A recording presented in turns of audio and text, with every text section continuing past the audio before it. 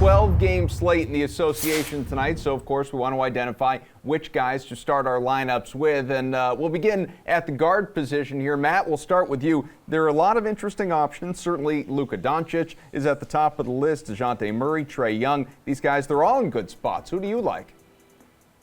So I think that there's a team that you basically have to play someone from, at least as the slate stands now, where the Utah Jazz have three really very underpriced guards with Donovan Mitchell out of the lineup.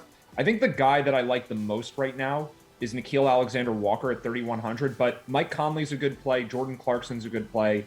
I do imagine those two guys in the 5,000s, though, are going to be really popular. So Alexander Walker sort of gets you leverage off of those two players. If one of them gets in foul trouble, doesn't play well, the game's a blowout, any sort of thing like that, Alexander Walker would be the clear beneficiary there.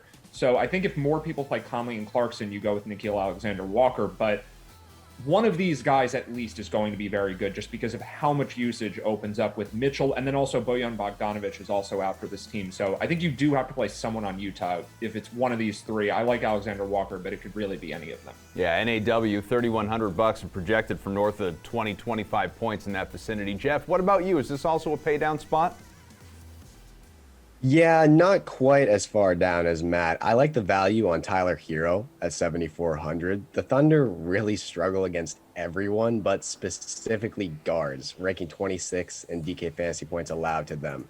Hero has scored 42 plus fantasy points in back-to-back games, and the Heat really give him the keys with the second unit. He's seen a usage rate of 28% or higher in 6 of his last 8 games. On a Miami team that doesn't score a lot, Hero is a huge help off the bench. He ranks second on the team in points per game, only behind Jimmy Butler. Speaking of Butler, he's questionable tonight with a right ankle sprain. If he's unable to suit up, that makes Hero even more enticing.